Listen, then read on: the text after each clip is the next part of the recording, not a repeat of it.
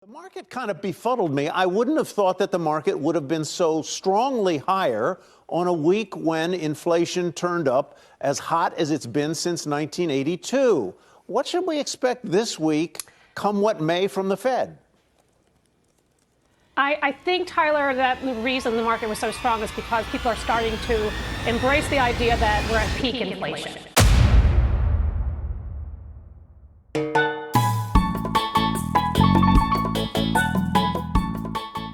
Let's try to do it. You think we've hit a capitulation low in the S&P on Monday at what, Monday. 42 and change? And change, yeah, 42.22.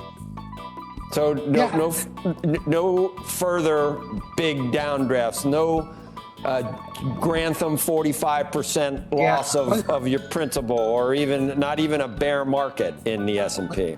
I think it was a capitulation bottom, but if it falls below that, you'll have to have me on the show again, and I'll capitulate and say, you know, I'm kind of concerned. That's your strategy.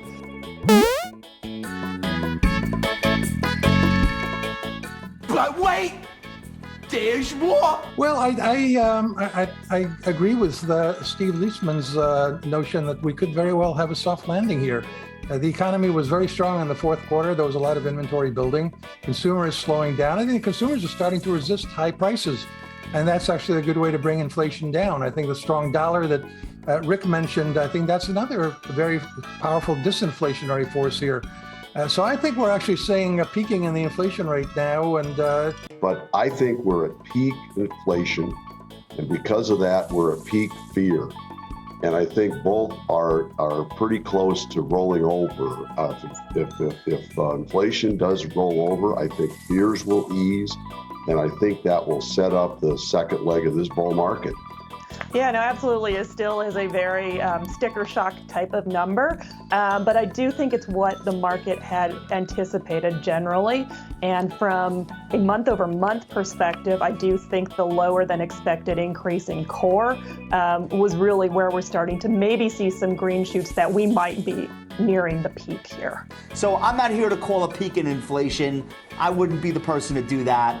2 seconds later. Expectations have finally caught up with reality.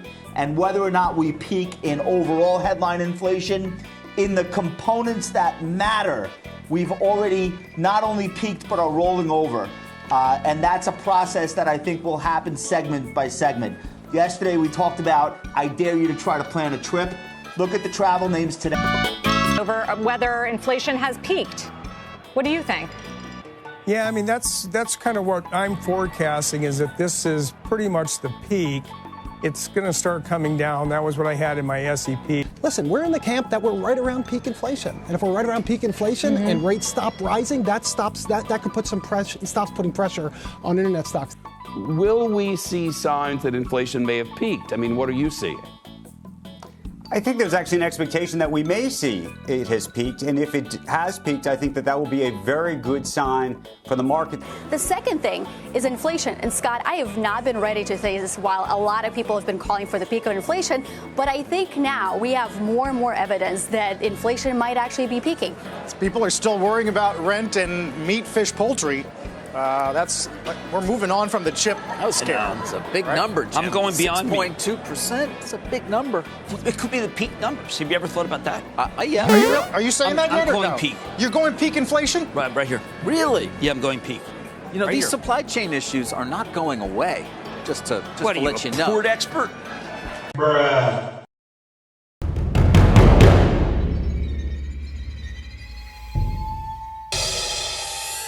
Brand new inflation numbers just in. CNN chief business correspondent Christine Rome is here. What do they say?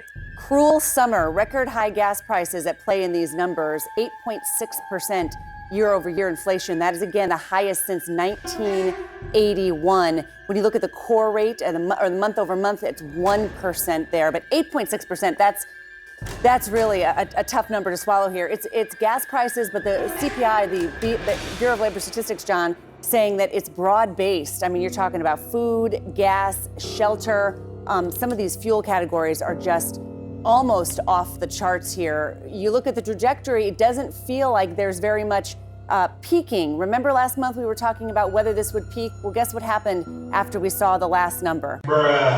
Meanwhile,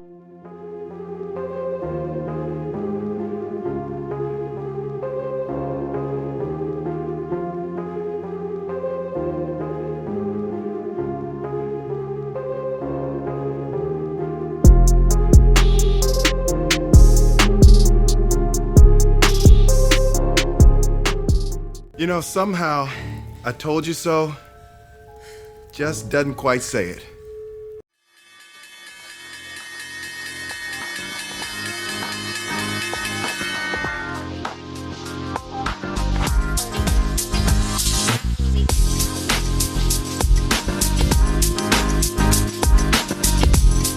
All right. Welcome to another macro discussion. Folks, I got a good one for you today. We're going to go over the CPI, the inflation report that we got on Friday, which shocked the stock market, shocked the economy, shocked the Biden administration, and shocked the Fed. But most importantly, it silenced the so-called peak inflation crowd. They're all dead now. We're going to go over all the angles of this CPI report, but most importantly, the Fed response, which should come out this Wednesday. What should the Fed do in response to this insane CPI inflation report? Mind you, this is the cooked version of inflation, not the actual one, which is much, much worse. So let's not waste any more time, and here it is, in focus tonight.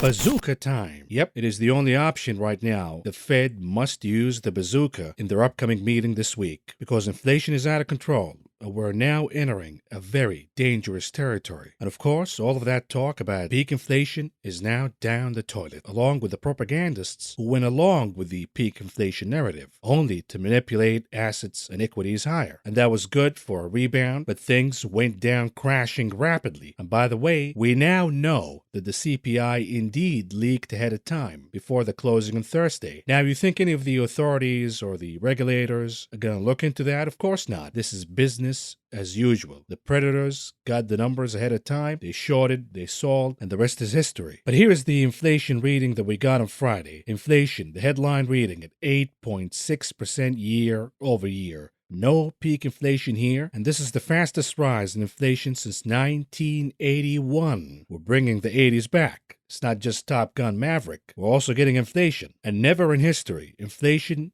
skyrocketed this rapidly from zero all the way to 8.6%. This is happening rapidly in a shocking fashion, which is overwhelming the American consumer. While the headline reading was up by 8.6% year over year, energy was up by 34.6% year over year, used vehicles was up by 16.1% year over year, new vehicles 12.6%, food a stunning 10.1%, and then shelter by 5.5%. This is a fake number, of course. We're going to go over the details in a minute, but the headline reads inflated grocery prices and shrinking package sizes. The cost of food is rising at the fastest pace since 1979. A few examples for you. Eggs are up 32.2% year over year, while chicken is up 17.4%, milk 15.9%, butter 15.9%, coffee 15.3%, fish 13.1%, beef 10.2%, bread 8.6%, fruit 8.5%, vegetables 6.4%. But hey, who needs any of that anyways, right? We can just eat virtually in the metaverse, or maybe consume food as an NFT. But tell that to the kids who are going hungry in this country, the richest country in the world. We're seeing a hunger crisis. The reason is this insane food inflation. Yet the Fed remains in a coma. The administration is all over the place. We'll cover that in a minute, but let's talk about shelter inflation because it says, the CPI says 5.5%. Are you kidding me? This is an insult to anybody reading this, anybody watching this. The kitchen at the Bureau of Labor Statistics must fix this immediately. You cannot lie to the American public anymore. The majority of the American public know that inflation is not at 8.5%. It is at least at double digits right now. And certainly, shelter inflation is not at 5.5%. But the cooks do that to tame down the actual reading of inflation. Otherwise, if they give you the real reading of inflation in the economy, well, guess what? Your wages, your social benefits have to be adjusted to this inflation. They're not going to pay you that much, and therefore they cook the formulas to make inflation sounds better than it really is. And of course, higher inflation leads to higher interest rates, which is bad for the rich. They cannot borrow money anymore and gamble at the casino that we call the economy, because this is what the economy has become, a casino, and the only value created in this economy is via digits, zeros and one on a screen. Stocks go up, Real estate goes up, but nothing produced in reality. You wonder why the chicken are coming home to roost? Of course, higher interest rates might not be good for the consumer all in all, but they're good for savers. They're good for retirees. But they created the system of enslavement, where you cannot save your own money and capture a decent return via interest rates. You have to be engaged in the stock market now. Your retirement depends on the performance of the stock market. By doing so, we've created a system that is obsessed with the performance of the stock market, be it the federal government or the Federal Reserve. And hence, all of these mistakes that led us to this crisis, this inflation crisis. When we talk about shelter inflation at 5.5%, who the hell are you kidding? Look at the inflation in certain cities over the past 12 months, for example. And this is according to Apartment List. Miami, 28%, Orlando, 26%, Tampa, 24%, Nashville, 21%, San Diego, 20%, Tucson, 20%, and it goes on and on and on. Every single city, every single place where people actually live, rather than,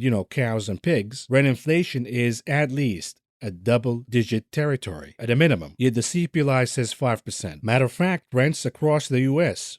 have risen above $2,000 a month for the first time ever, and this is the average. When you look at certain cities, the inflation year over year in dollar amounts is absolutely stunning. Look at New York City, for example. Last year, the median rent was at around $4,000, which was ridiculous to begin with. Now it is sitting at around $6,000. This is the average rent in New York City. In cities like LA, for example, rent used to be $3,500 a month. Now it moved higher to $4,000. This is the average rent. And even in smaller cities, let's say Reno, for example, Reno, Nevada, the average rent last year used to sit at around $1,800. Now it moved higher to almost $2,500 a month. This is insanity. Meanwhile, the CPI says 5.5%. In which planet is it 5.5%? Of course, this sudden and sharp rise in rental prices across the country is hurting minorities the most. Blacks, for example, around 57% are renters, not homeowners. Hispanics, 51.6%. This is, of course, against only 25.6% of whites. Now, this administration likes to pander using race and gender and identities, but they're not tackling this, perhaps the most important issue facing blacks and Latinos in this country. And it's not just blacks and Latinos. Even younger folks, under 35,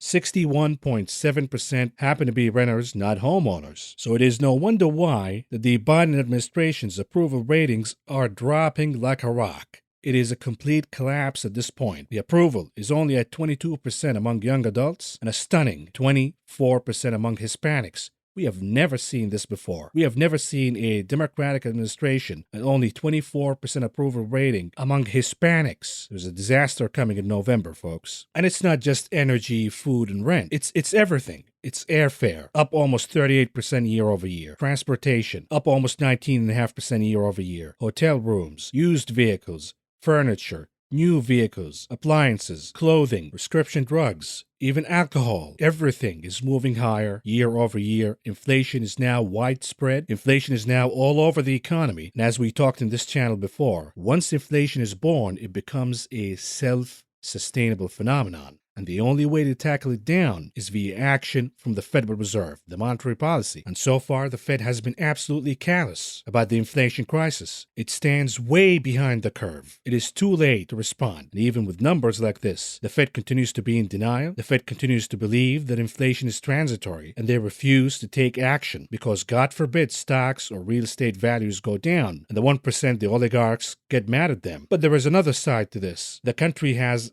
an astonishing amount of debt. If the Fed indeed raises interest rates as they need to, above the inflation rate, what do you think will happen to this country? Forget about peak inflation. The question is, have we reached the peak in America's economic greatness? And of course, if the answer is yes, we have the lunatics at the Federal Reserve to thank for that. And this inflation, folks, is causing consumer sentiment to absolutely collapse. According to the University of Michigan, U.S. consumer sentiment has dropped to the lowest level in records, the lowest ever. The American consumer has never, ever been less confident in the economy than now. This is a record low. Shame on the Fed and shame on the Biden administration for letting this happen. When we look at buying conditions, for example, for used cars, according to the consumer, today, 2022, is the worst buying conditions for used cars in history. And even back in the 70s and 80s, did the U.S. consumer face such drastic buying conditions in the used cars market. Now, when it comes to housing buying conditions and durable goods, these are the lowest readings since 1980. And of course, when you have rising inflation and lower consumer sentiment, what is the cause behind this low consumer sentiment? It's not just inflation. It's the fact that the consumer has to rack on more debt to cope with this inflation. The consumer is swiping those credit cards up and down, up and down, up and down with no end in sight among pretty much all age groups. When we look at the difference between consumer debt in the fourth quarter of 2019 and the first quarter of 2022 this year, debt moved higher for pretty much every single age group,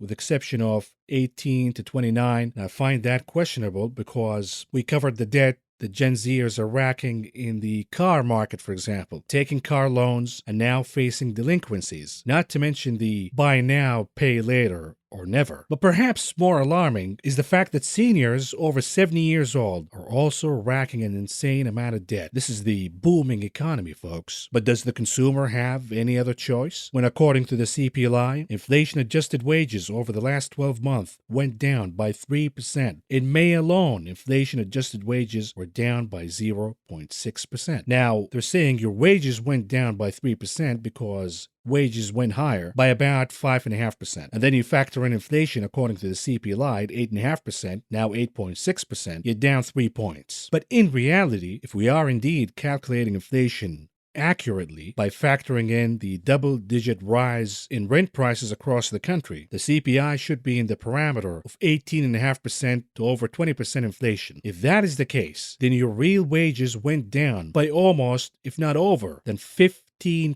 This is absolutely horrendous. There is absolutely no economy that can sustain these realities without falling into a recession. Yet you have the Wall Streeters, the predators, in the business news media pumping stocks, assuring the consumer and households that there is no recession in sight. Perhaps it is a slowdown. Matter of fact, the administration that continues to lie every single day now says, oh, the problem with the economy is the fact that it was too hot, it was too good, and now it has to slow down by a little bit, but there is no reason to be concerned or alarmed. The gaslighting doesn't stop out of the Biden White House, and the consumer had enough, as the polls suggest. Now, perhaps the silver lining, when we look at this chart, for example, energy inflation went higher month over month, no doubt about it. So did food and services, but goods inflation went down. Now, remember what economist Mohamed El-Erian said, warning about the knee-jerk reaction of celebrating inflation going down in certain categories in the economy. Because what if inflation went down not for the good reasons, meaning supply meeting demand, but what if the inflation went down due to the bad reasons? For example, when Target says we're oversupplied now, is it really, or is it the fact that the consumer is shifting the demand from goods to essentials and services due to inflation? Because inflation is skyrocketing, the consumer can no longer spend on goods, and they have to reallocate that spending all the way to the gas pump, the grocery store, in utilities, and rent. So yes, goods inflation might have gone down month over month, but it went down for the bad reasons. And this is the beginning stage of the recession. This is the telltale, the leading indicator that this economy will implode from within. Because when you have consumers chasing inflation, that leads to less economic activities and leads to higher inflation, thus stagflation, and eventually stagflation leads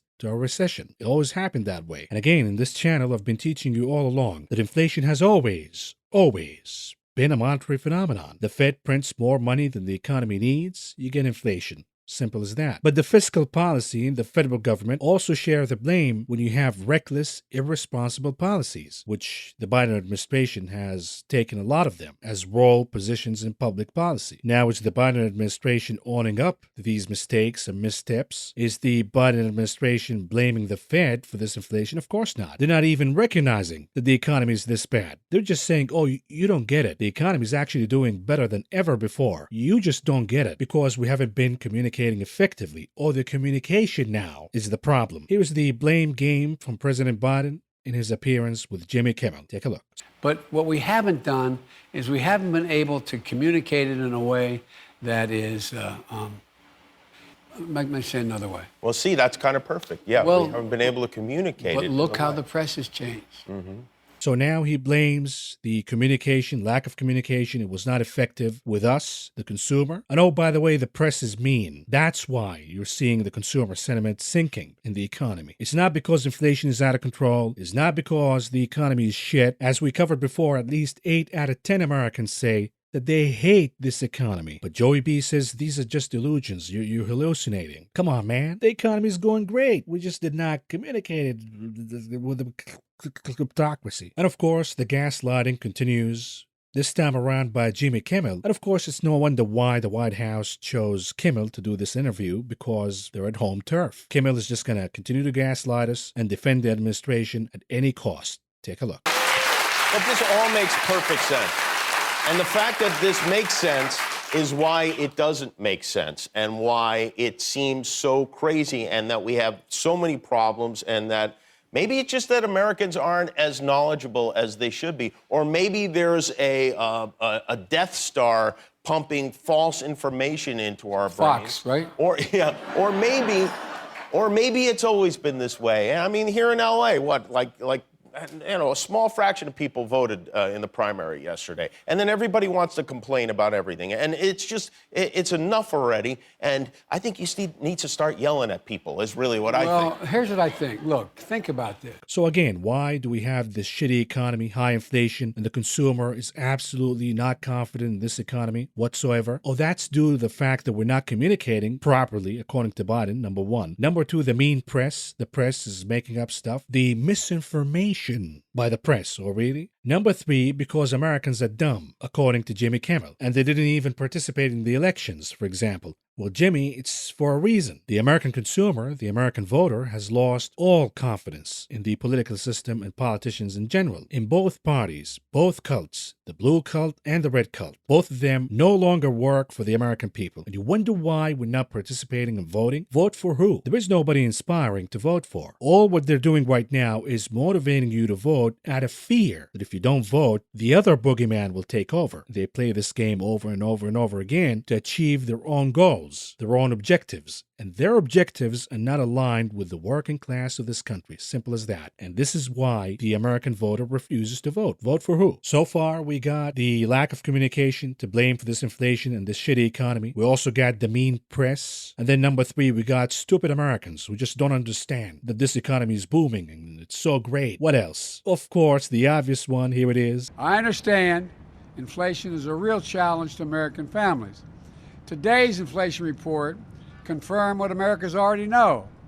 Putin's price hike is hitting America hard. So now we got the lack of communication, the mean press, stupid Americans, and Putin. Putin price hikes. Putin caused this inflation. It's not the insane money printing by the Fed. It's not the reckless, hostile policy by this administration against the oil and gas industry, for example. And oh, by the way, speaking of that, here comes number 5. You wonder why you're feeling bad about this economy? You wonder why we have inflation in this economy, according to Biden? It's due to the evil oil companies who are ripping us off. Take a look. Exxon's profits, are you gonna go after them? We're going to make sure that everybody knows Exxon's profits. Why don't you tell them what Exxon's profits were this quarter? Exxon made more money than God this year. And by the way, nothing's changed. And they're not, by the way, one thing I want to say about the oil companies. They talk about how they have 9,000 permits to drill. They're not drilling. Why aren't they drilling? Because they make more money not producing more oil. The price goes up, number one. And number two, the reason they're not drilling is they're buying back their own stock, which should be taxed, quite frankly, buying back their own stock and making no new investments. So I always thought Republicans are for investment. Exxon, start investing, start paying your taxes. Thanks. So Exxon should lose money? They should do charity, for example? Your goal as a CEO, in this case ExxonMobil, is to deliver revenues, profits, results, and of course stock performance to your stockholders. That is capitalism 101. Whether we like it or not, this is the system that we live in. But now with cherry picking and saying, hey, certain companies making more profits, that's criminal, that's evil, and we have to punish that. But when the technology companies were making insane profits and insane revenues for years, and they did not even bother to pay taxes, and they corrupted our government by buying up politicians, that was okay. But when the oil and gas companies do it, oh, that's bad. By the way, you want companies to pay taxes? I agree with that. The effective corporate tax is absolutely ridiculous at 8%. They're dodging taxes all over the place. Meanwhile, individual taxpayers, specifically those of us who live in California or New York, whatever, here in California, we pay over 40% taxes. But the corporations, they pay 8%. How is that fair? But again, Mr. Biden, you got the power. Do something about it. And then he goes on and says that the oil companies are not pitching in. They're not helping. They're not drilling more. They're not producing more. Why would they do that when you already declared war against the oil and gas industry? When you removed all the incentives for more drilling and more refineries and more production of oil. Take a look. Okay, I have one final question. Would he close down the oil industry? It falls. Would you close down the oil industry? By the way, I would transition from the oil industry, yes. Oh, I will that's transition. a big statement. It is a big statement. That's a because big statement. I would stop. Why would you do that? Because the oil industry pollutes significantly. I see. Here's the deal. But That's you a can't big do statement. that. Well, if you let me finish the statement, because it has to be replaced by renewable energy over time. Over time. And I'd stop giving to the oil industry, I'd stop giving them federal subsidies. He won't give federal subsidies to the gas, excuse me, to solar and wind. Yeah. Why are we giving it to oil industry? We actually do All give right. it to solar and wind. We And have that's one maybe the final biggest question. statement in terms of business. That's the biggest statement. Okay. Because We have basically one what he's final saying question, is he is Mr. going to President. destroy the oil industry. Vice President Biden, I'd like to ask you, 3 consecutive American presidents have enjoyed stints of explosive economic growth due to a boom in oil and natural gas production. As president, would you be willing to sacrifice some of that growth, even knowing potentially that it could displace thousands, maybe hundreds of thousands of blue-collar workers in the interest of transitioning to that greener economy? The answer is yes. And this was predictable, folks. It was not surprising to anybody, at least anybody watching this channel, who've been watching this channel for a long time. Even before the election of Joe Biden, we said that if Joe Biden wins the election in 2020, this will be the best thing that ever happened to the oil and gas industry, despite what the experts were thinking back then. The experts were saying that oil and gas is uninvestable because once Biden takes over, he's going to move to the renewables and green energy, and oil and gas would be dead. And in this channel, I told you, on the contrary, Biden policies will reduce the supply, and eventually we will see a restoration of demand. We're going to see an imbalance between demand and supply, leading to higher oil prices. We bought oil stocks the moment Joe Biden got elected. Back then, the dividend on ExxonMobil, by the way, was, I believe, excess of 10%. And by the way, how's the green renewable energy transition going on? Because here it is. We talked about the EV paradox in another video. We're getting more evidence that this is actually what's going on. You may be stuck paying high gas prices for years underline, as a global metals shortage sabotages the electric car revolution. All of these EVs, they need copper, aluminum, lithium, cobalt, nickel. The demand soared to insane levels because all of these manufacturers are now being incentivized to scrap assembly lines for combustion engines and start new assembly lines for EVs. But this skyrocketing demand, meeting a lack of supply, takes years to develop these mines, is now leading to insane prices for EVs. And the shortages are all over the place. The EVs are not hitting the market. In the meantime, new combustion engine cars are not being manufactured. And this is leading to higher used cars prices. And the assumption is these high used cars prices are going to stay with us until the Fed increases interest rates dramatically, causing high unemployment in the economy, which will cause a lot of these unemployed folks to dump their cars, increasing the supply once again. Unfortunately, we are at this stage. And it doesn't stop with the propaganda from Biden not taking responsibility at all and shifting the blame to the press, to Putin, to the alignment of Jupiter and Uranus. They also sent the top propagandist from the BlackRock Administration, Brian Deese, with talking points, and he was like a robot on Friday, repeating the same talking points in every single channel he appeared on. And it was absolutely comical. Take a look. Well, look, I think the news today underscores the importance of what the president is doing, which is identifying and fighting inflation as the top economic priority for the country right now. Well, look, the numbers today underscore what the president has been saying and what we are focused on, which is fighting inflation has got to be our top economic priority. But it also underscores why it's so important that the president is doing exactly what he's doing, making fighting inflation his top priority. But unfortunately for the BlackRock administration, represented by Brian Deese, they met an actual reporter who asked tough questions, did not buy the bullshit from Brian Deese, and held his feet to the fire. Take a look. Can anything be done about inflation? Let's get the political view now with Brian Deese, director of the National Economic Council. Brian, I just want to put a time frame on it. What can be done to lower prices in the next 3 months? Well, look, the numbers today underscore what the president has been saying and what we are focused on, which is fighting inflation has got to be our top economic priority. And there are a number of things that we can do. First is the Fed has the tools that it needs, and we are giving them the space that it needs to operate. The second, Congress is considering a bill right now that would crack down on ocean shipping companies and reduce some of the exorbitant rates that companies have had to pay to ship their goods into the United States. Okay, did you catch that? Number one, he says we're going to let the Fed have its independence. Wink, wink. Translation, we're going to push the Fed to be more aggressive. So watch out, investors who are listening to this right now. The Fed will have to use the bazooka. A surprise. It's coming. Number two, he says that the administration is going to attack shipping companies. They're going to crack down on shipping rates now, and therefore you're seeing shipping stocks down. A lot of you are asking me, what about ZIM? What about Matson? What about all of these shipping stocks? You don't want to buy them when the administration is waging war against them. But this interview gets a lot better. Take a look. If we pass that bill, it would have some real impact. We heard that from CEOs this week. Number three, we could pass legislation to lower the cost of things like prescription drugs, things like utility bills for American families, while lowering the deficit. We do that, it would be complementary to the Fed's actions, Brian, while also giving people some relief. Brian, with all due respect, people aren't going to want to hear about drug prices and the budget. They want to know when their price at the pump is going to go down from $5 to $3. What can you guys do now to change that?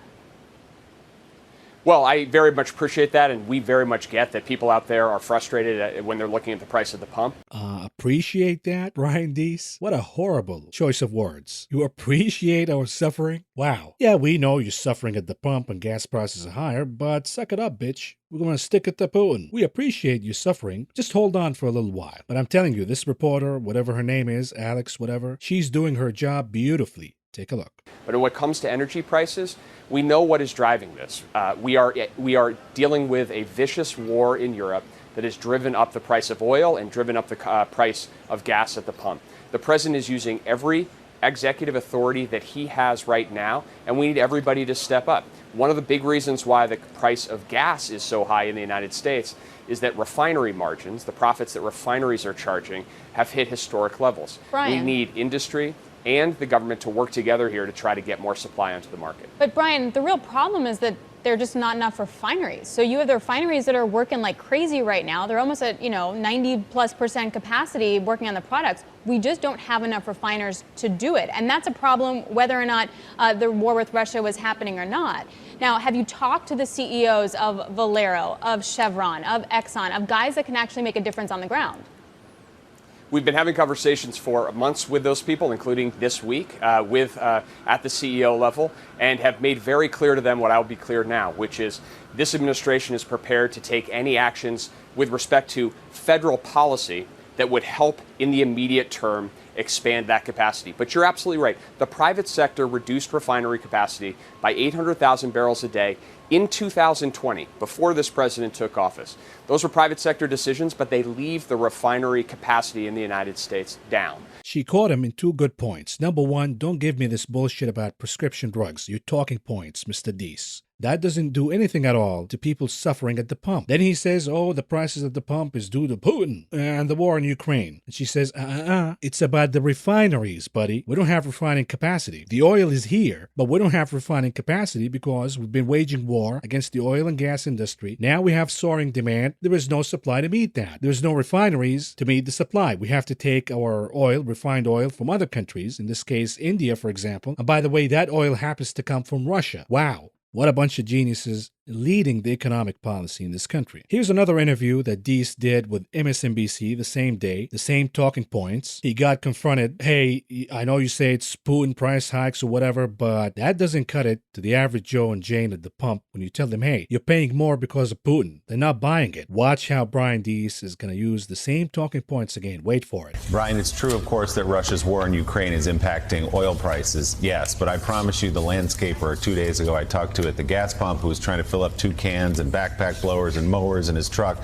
was not going, damn you, Putin. So what do you say to him? What do you say to families who can't afford all their groceries right now? Well, absolutely. It's hitting families hard, and we get that. We really get that. That's point number one. Point number two, it doesn't make people feel any better, but it is important in diagnosing the problem here. And the problem is that the price of gas at the pump is now up about $1.70 since Putin began amassing troops at the border. That is the impact of war. It's not fun. Nobody likes it, but we have to stand against that aggression. So then the real issue is, what can we do to blunt those increases, and what can we do to get relief to families? And the thing that I would say to them is that you have a president who is focused on saying, how can I blunt the increase in gas prices? How can I blunt the increase in oil prices? But also, how can I bring down the other costs that they're looking at when they're trying to figure out their monthly budget? So if we can bring down prescription drugs costs for that landscaper. Here we go again with the drugs. As if Brian D is saying, yeah, I understand you're suffering at the pump, and to alleviate your pain, guess what? We're going to make your pain medicine cost a little less. Come on, man. And then Brian Deese also did an interview with CNBC, and this time around, guess who's asking real questions? Jim Cramer. Yep. And Brian Deese made a dangerous statement here that everybody has to pay attention to. Take a look. Are you afraid of the president going to Permian rather than Saudi Arabia? Come on, man. Come on, you know the real. Look, you know the real. Look, you know what has to be done. Look, you're a realist. Let me just tell you what the president has done. The president traveled to Europe and he said, I am going to increase natural gas exports to Europe. Over the course of a couple of months, what has happened? Natural gas imports are out of the United States are up 20%.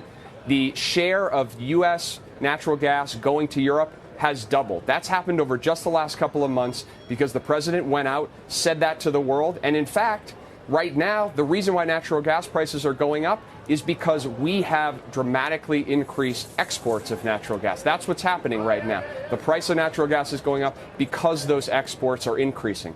So we are acting. So now Brian Deese admits that it's not just crude oil prices. It's also natural gas prices moving significantly higher, perhaps in a more stunning fashion than crude. Natural gas prices doubled in a short amount of time.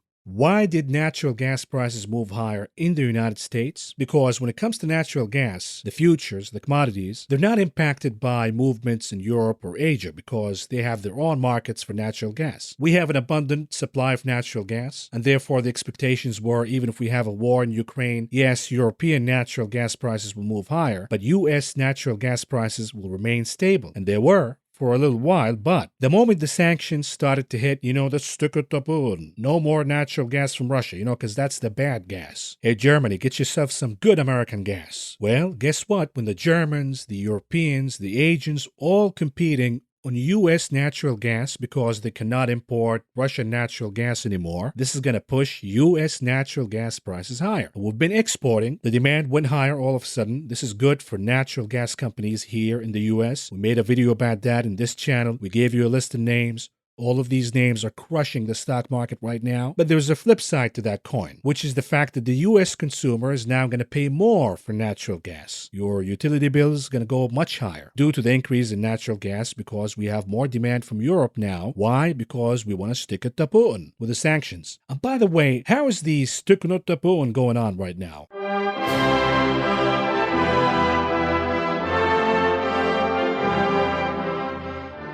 Sticking it to Putin, bruh.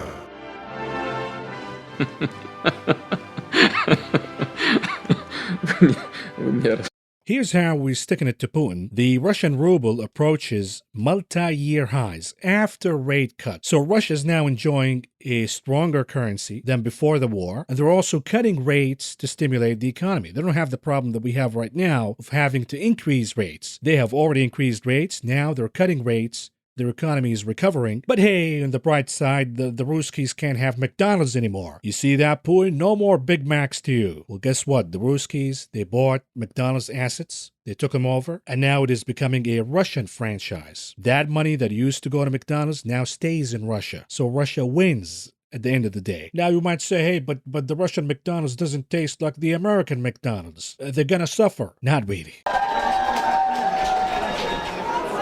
So Russia now has its own version of McDonald's. It comes under a different name here. It's called Vkusno I Tochka, which essentially means tasty and that's it. Also has a different label or different logo. You can see it right there. It's supposed to symbolize, the company says, fries and a hamburger. Other than that, a lot of things are actually very similar to McDonald's. However, there is no Big Mac and there also is no Happy Meal either. As you can see, this place is pretty much jam-packed. There's really a lot of people who came here. We spoke to some of the customers, including some actually wearing the symbols of Vladimir Putin's war in Ukraine, which of course the Russians call a special military operation. Food and politics have nothing in common. Like, come on, man, keep things separate. Basically, it's important for me to have that McDonald's feel. I think it's not a good idea because McDonald's, it's a history, it's a brand, it's a great idea. It's not classical McDonald's. As you can see, the Russian version of McDonald's looks a lot like McDonald's. You have the double cheeseburger here, fries, and this is a 9-piece, not McNuggets, it's nuggets, and some sort of soft drink. See how it tastes. So the packaging is also very, very similar to McDonald's. You can see the cup here. Everything except the branding.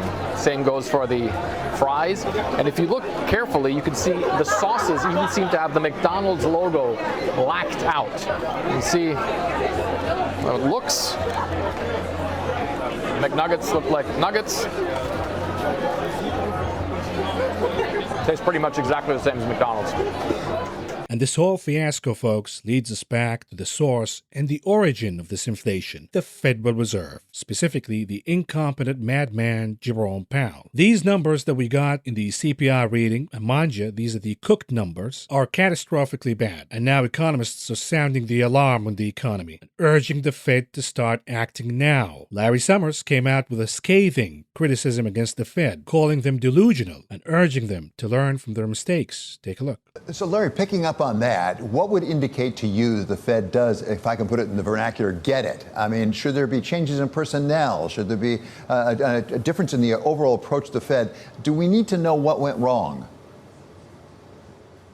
I'd like to see much more effort at understanding why their forecasts were so dramatically wrong and have been so repeatedly wrong. It's true, as they will be quick to point out, that often they have echoed the consensus of professional forecasters or whatever, but this is the fundamental responsibility of the Fed. I think the Furbus model, which is at the center of their academic process, their economic forecasting process, that's the FRB U.S. model, is not really fit for purpose in terms of inflation. I think they need a different approach. I think that successful organizations have substantial ranges of viewpoint that are debated and synthesized. What you have to be struck by whenever you look at the dot plot is how much homogeneity there is across all the people at the Fed who are thinking about the economic outlook.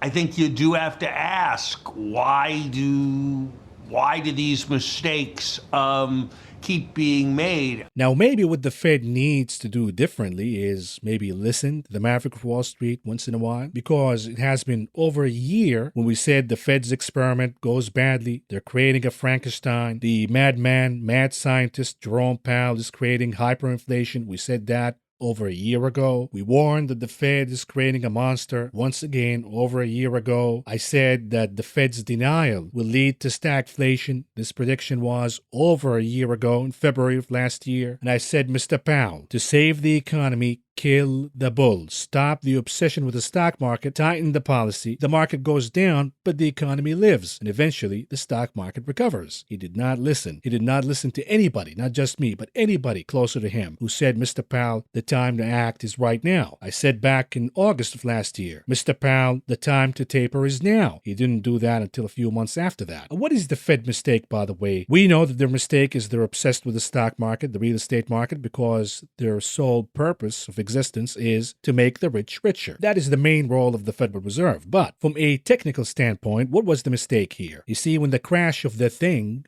happened back in 2020, the Fed panicked and used the bazooka. They slashed interest rates immediately to zero, and they ushered the tsunami of liquidity, buying bonds, buying garbage from any company, any corporate asset to stimulate the economy. But they should have known by the time stocks recovered and the real estate market recovered, yet unemployment did not. They should have known right there and then that their actions have absolutely no impact on unemployment, but they have an immediate impact on asset prices. Immediately, Jerome Powell should have put two and two together and said, wait a minute here. Are we making a mistake? Are we just creating another asset bubble? Because look at the stock market. The stock market recovered. Lots of gambling. Mom and pop retail investors are stampeding to buy stocks because of stock split. Cryptos surging higher. Garbage companies that nobody ever heard about moving higher. Remember Kodak? Kodak surged higher because they're developing their own jab. You didn't see it back then, Mr. Powell, that your actions have no impact on unemployment and they only have an impact on creating asset bubbles? But here's the mistake of the Fed. They were too concentrated on unemployment. They believed that their actions, if they do more, if they continue with the quantitative easing on steroids, the job market will recover. But we knew back then that the job market was not going to recover if the Fed prints more or if the Fed slashes interest rates down. What was guiding unemployment in the economy at the time was the thing.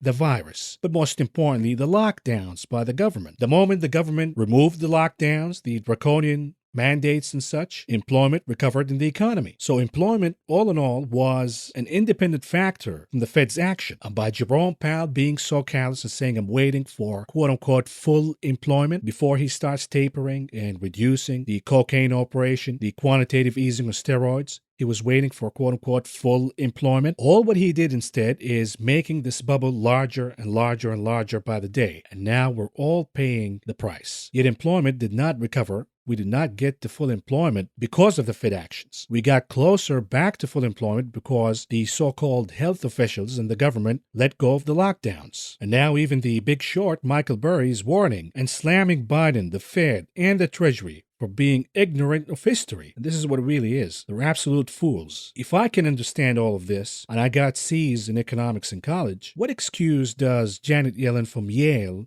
has? What excuse Jerome Powell from Princeton has? Meanwhile, I attended public colleges and I got it right from the get-go. Now, any of you like shock therapy? Because Bank of America says we are in a technical recession, but we just don't realize it and expect more shocks to come. So here comes your shocks and shaking all over the place. And after the CPI, folks, forget about a September pause. Not going to happen now, 100%. Matter of fact, the market is now pricing in 3 half-a-point hikes. And I say, why the wait? Why do it in increments when you have the 2-year Treasury yield moving significantly higher all the way to 3%? As if the bond market saying, hey, dear Fed, you better start acting now. You better walk the walk and get that Fed funds rate all the way to at least a minimum of 3%. And here's what I say, if anybody in the Fed or Jerome Powell's staff is listening, why do it in increments? Jerome Powell this week must use the bazooka. When the economy needed accommodation, Jerome Powell did not hesitate to use the bazooka. He went down from 2.5%, 3% interest rates all the way down to 0. But how come the bazooka is not deployed on the way up when the economy needs tightening, when inflation is out of control? Why is the Fed being too tame? Use the bazooka now. What is the bazooka, you might ask? It is getting the Fed funds rate to the so-called neutral rate and I believe that it's not the neutral rate, but sake of argument, let's say it is the neutral rate according to the Fed, 2.5%. If you say 2.5% is the neutral rate, then you have no excuse at all not to get the Fed funds rate at 2.5%, the so-called neutral rate, when you have the CPI over 8.5%. Now, Jerome Powell, I would prefer that, but again, they're not going to do it. There's absolutely no way they're going to do it. He could use the nuke instead and get the Fed funds rate to the actual neutral rate of about 5%. That's the nuke. Then you have the asteroid, the Volcker approach, which is raising interest rates, the Fed funds rate above the CPI, in this case 9 or even 10%, like Volcker did. Of course, the Fed, Jerome Powell, is not going to do that. Maybe they're going to do that later on. But for now, at least, for the love of God, use the bazooka and get us to 2.5% immediately. Because one thing must be made clear. This inflation is not going to go down so long as inflation expectations continue to move higher. Meaning, if the consumer believes that a certain good or a certain service or a certain whatever will move higher in price in the next few months, they're going to buy now. They're going to stampede to buy now, and this causes a spiral impact of inflation rising higher and higher and higher. But if the message from the Fed is, consumer, don't be stupid here. We're going to crush these prices down for you. So if you buy now, you're stupid. Wait till we crash all of these prices down for you. How do you convey that message? And you reduce consumers' inflation expectations? By acting aggressively, by letting the market and the public know that the Fed is serious about tackling inflation, and using the bazooka for now is the least thing that the Fed can do. 2.5% immediately. You got the cushion, you got the time to see how the economy and the stock market is going to respond. But if you do 50 basis points, the next reading is going to be hot. You do another 50, and the reading after that in the CPI is going to be hotter, and now you're just chasing inflation. And folks, that brings us to the end of this video. Of course, we're all awaiting the Fed's response on Wednesday. We'll see what they do. We'll cover all of that in this program here in this channel. So stick around, subscribe if you're not, and stick around this evening for the technical analysis of the stock market activities today. And boy, did we have some action or what. So stay tuned, but this is all I got for you for now. Thank you for listening, thank you for watching, and I will talk to you again soon. This is the captain. Brace for impact.